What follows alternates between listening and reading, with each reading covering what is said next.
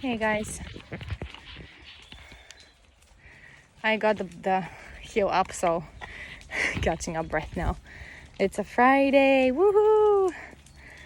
Kind of went through another week rolled slowly out of me. Can't wait for this week to be over, this month to be over, this year to be over, this life to be over with. Kidding, I'm kidding. It's fun to watch those grow. It's fun to watch them grow. Oh, so the kitty. I love him so much. And Princess is already asleep without her blankie because we washed it today. Okay. It's really unbelievably sunny. This morning after the boys went to school, it was sunny for 10 minutes tops. And it went back to grump, and I was like, oh my gosh, it's gonna be like that all day like this. But I was determined to take the babies out anyways, because one of the boys forgot his PE clothes, so I had to bring it to the school anyways. And so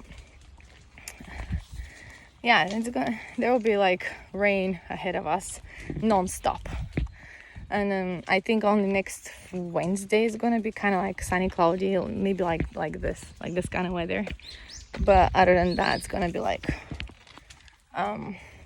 rain. I'll be singing "Rain, Rain, Go Away." I need relief from my laundry. But anyway, so I just I had an idea what I wanted to share with you today's thoughts and feelings of mine. Going to the school today helped me even more to think about it. So when I went to the school, what happens is I leave the stroller there at the porch. So you have to step up to get into the school, and when you go inside you have to step up more if you want to get in, but I don't get in, I just stay there. And I start saying sumimasen until somebody comes and shows up, which means excuse me, something like that. And so, but then today I didn't have to do that because the lunch lady, who is also takes care of the staff room, the kitchen, and tidies up, and in the gardens works. I call them the lunch lady because they're really cool people. I usually make friends with them. When I was working, I always made friends with the lunch lady and the secretary or the office lady that takes all the calls and does all the paperwork. So today she showed up, she was coming out anyway, so I was like, oh, thank you. It was good timing. And I apologized for the inconvenience. That's what you do in Japanese. You always say sumimasen, and I'm sorry to bother you, kind of thing. And then you hand them the clothes and you say, this is the 4th grader so and so, forgot his clothes, please give it to him. And then when I say, they start saying thank you, and I say, I'm sorry again for bothering you, blah blah blah. So that's small talk. We went through the what do you call it, the etiquette. We have to go through those things. And then she kind of went down the level of the babies. Look at that, you guys, it's so cute, really cute, just on the road like that. Anyway, so we started talking out of a sudden about the babies, and they were getting tired and grumpy, and he was a charmer, giving her smiles. He's getting tired and the sun is in his eyes. Oh, manisag. Anyway, so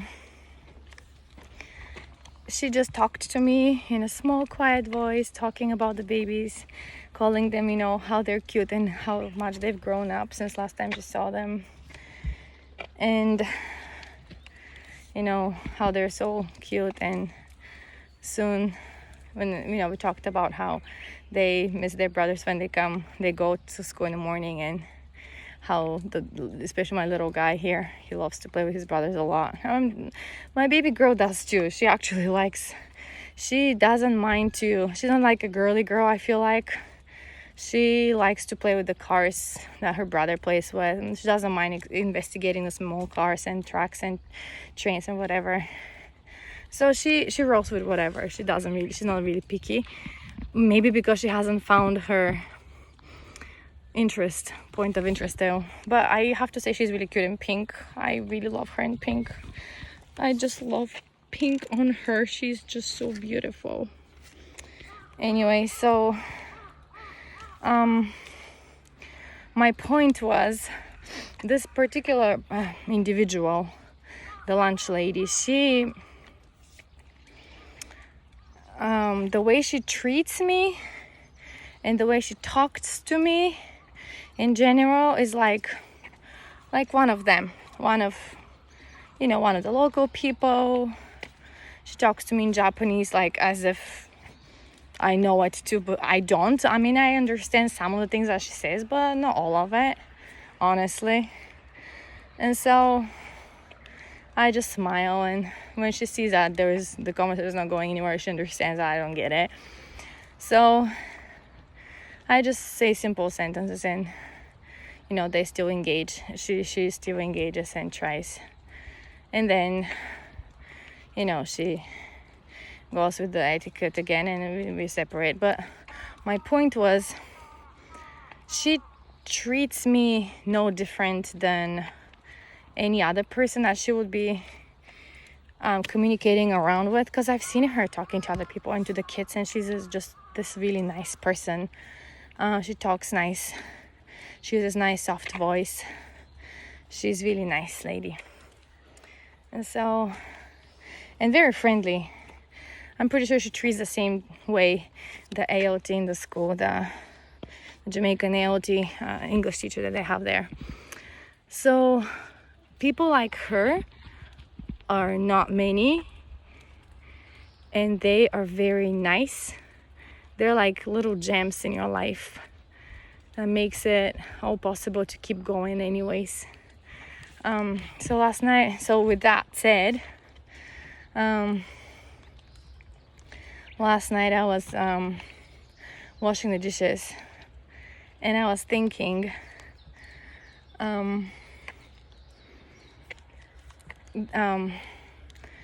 there are a lot of reasons why I dislike it here a lot, and it's not the nature and the beauty and the safety, and like this is something everybody would like and embrace. But if you're not Japanese, usually the tendency is, especially in the Inaka areas, Inaka is like deep country, like where I am right now. In the deep country, the Inaka, they don't really see many foreigners in general, unless there are from Southeast Asia workers who work on their farmer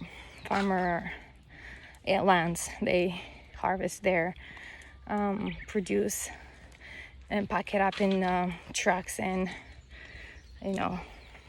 store it, and they're part of the process of the work. But so they have like accommodations for them separately, and they take care of their working visa status and stuff like that. So, and those individuals who work for them, they from the Philippines or from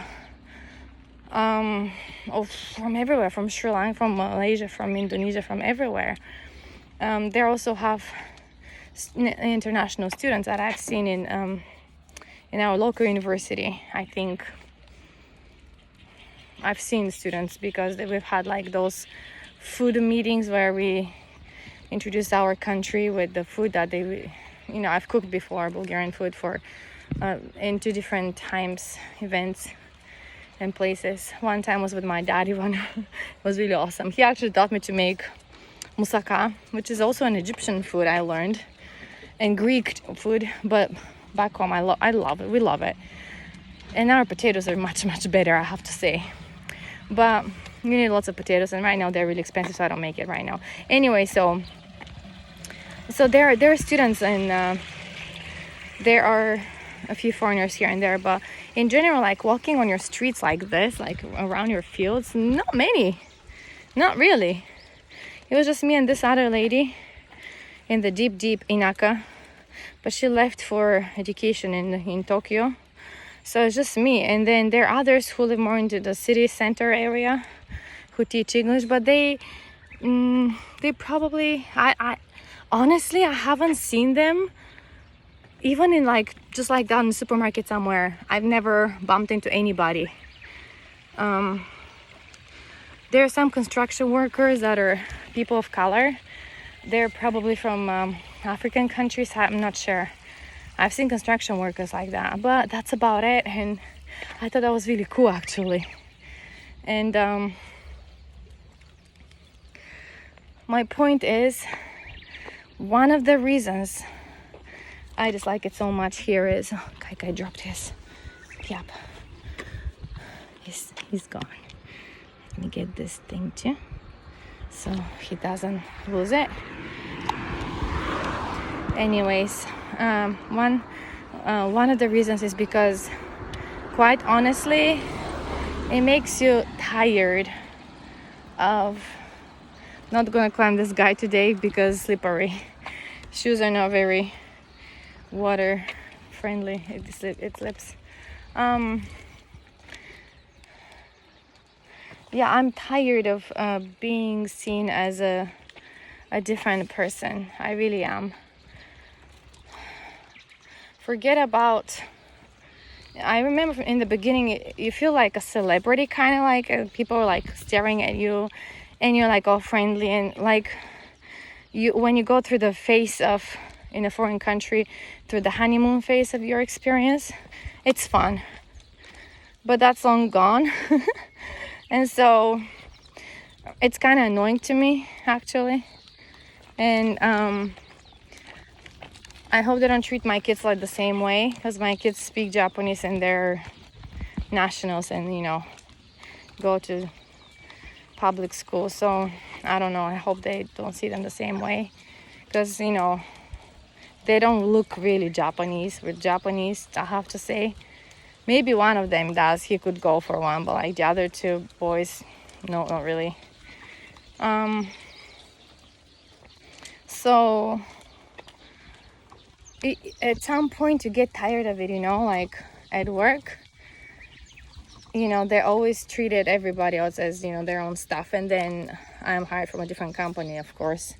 So that's a barrier right there. And then you're the person who kind of like the alien in the room, like the elephant in the room. Yeah.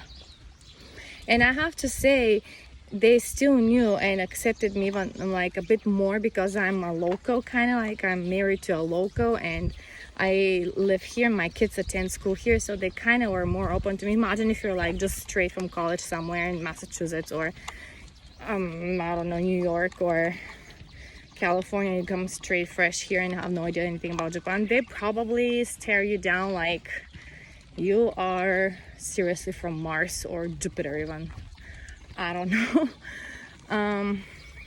So there's this thing. And I remember when my firstborn was like 2 weeks old, we decided to take him to the mall.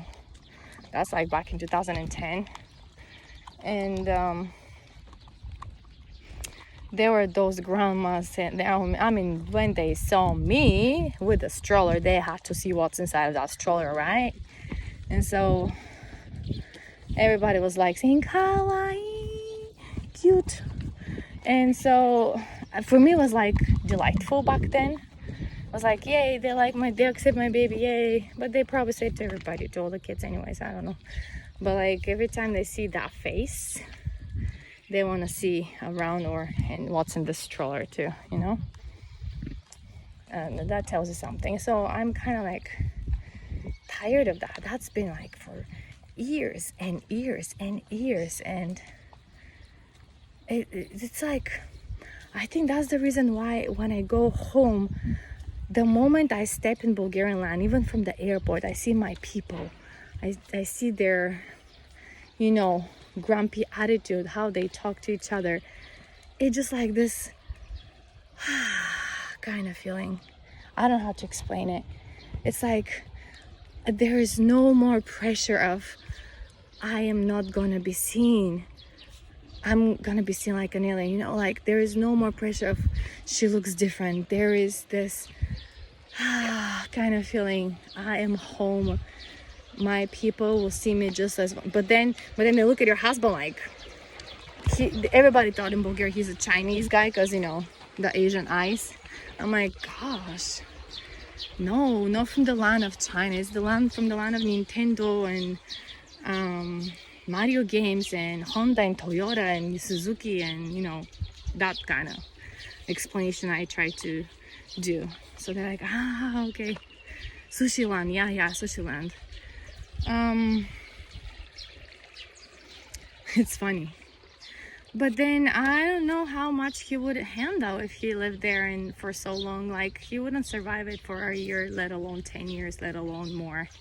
I don't think. But I don't know. Everybody feels comfortable in their own roots. Seriously, guys, there's this thing about where you're grown up, where you started speaking your first native tongue, where you saw and you are nourished and nurtured with that culture and that food and that place, that air, if you will. That's where you feel comfortable. It doesn't matter where you go afterwards. It's interesting, at least for me, that's a very interesting phenomenon. And quite honestly, some days I just want to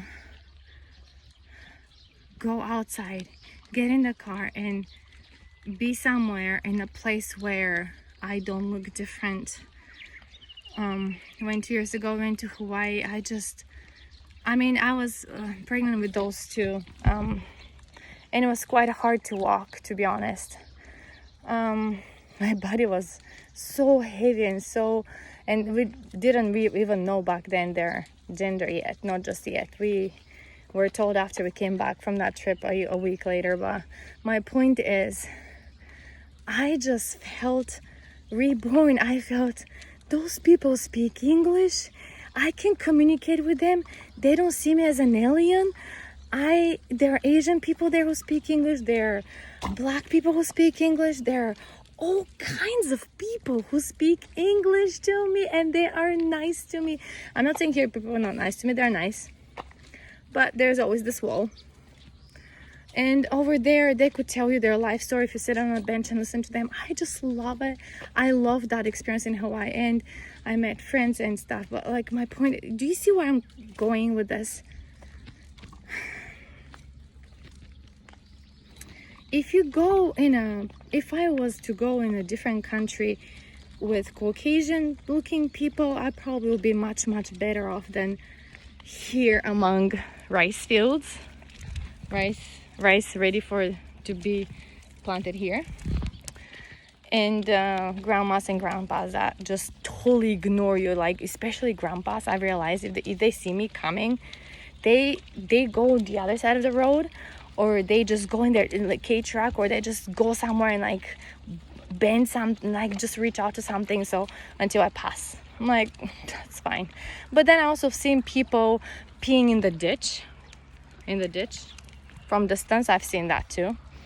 And I'm like, okay, grandpas, you go, you rock the world. It's your land, you can do whatever. And so I think there is this mentality of, I don't know how to express it. I don't know the terminology, but I know the feeling. It's, if I were back in my country and I see somebody peeing in the ditch or, you know, behind the bush, I'll be like, oh, that's totally normal. Like, if I'm here in Japan, I'm like, oh my gosh, what did he just do? You know what I mean? It's like, you become more judgmental. That's what I think that's what it is. And you start comparing ultimately. Like, you compare, it's like, that's what we do in our country, that's what you don't do in your country. And why they do this in this country that we don't do in my country. Kind of like that. And so I've tried for so many years to put that, like, suppress this kind of feeling and not make it pop up. But when they push my buttons about the kids, especially with that nursery school, when they grew up in it, I've had moments of yeah. So, And I'm sure I would have those moments back home too if somebody said something. I mean, when you put your head in the bag, it's a Bulgarian expression. With other words, when you decide to take the step to marry somebody foreigner, you better consider the future a little bit, plan ahead, and prepare yourself mentally about those things, because those things happen. And I believe in my life experience, I was probably prepared, or like met certain individuals, certain people. I was in certain circumstances, situations, if you will, where I've seen people from different races in different countries being together, and to be honest, it's hard. It's not easy at all. There's a bug on my phone, sorry guys. Okay, it's gone. It's hard, especially when the deal is you will live in a neutral land where we speak English together and we figure out things together, but then one decides, oh no, I'm actually gonna go and live in my own country because I know the ways there, and I'm the guy and I have to provide for my family of 7 now, so I'm gonna do whatever I want, and you just suck it up and you just, live your life here. It's really nice and safe and beautiful and nature and blah blah blah. Yeah, that's not how it works. Marriage requires 2 people, 2 decisions, 2 opinions, and 1 decision, I mean. And so yeah, I am honestly so I was trying to figure out or put into terms this feeling of why so hard. And then I just came up last night. I was washing the dishes. I just came up. It's like, that's it.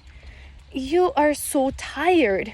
I mean, you are a mom already of 5, and that's already enough on the plate, let alone being somewhere in a pandemic in a different country where you can't really talk to people really well, and you have to figure out things. And I'm complaining, but my sister is even in a worse situation, you guys, because she's in a big city and she has to communicate more, whether she likes it or not, with other moms and other kids, because she's the one dealing with all the kid stuff. And I think so. She just has to talk to other people a lot more, and accordingly also be very disappointed, get disappointed with other people and how they see you as the foreigner, and they whether like you because you speak English, so they want to be around you so their kids can listen to more English for free kind of thing, or they just think, okay, she's a foreigner, I don't want to deal with her, I don't have enough energy. We're in a nation of workaholics, and I live on those what do you call it, energy drinks. So yeah, I don't have another energy drink to pull with that foreigner. So that's how it is. So yeah, seriously, what the hell am I doing here? I don't know. Yeah, so that's one of the big factors that is kind of like in disguise, because when people see you, they just see this non-Asian face. They stare you with a magnifying glass, because we're different. Like, we react differently, we think differently. But also, I'm a person that also likes to observe others.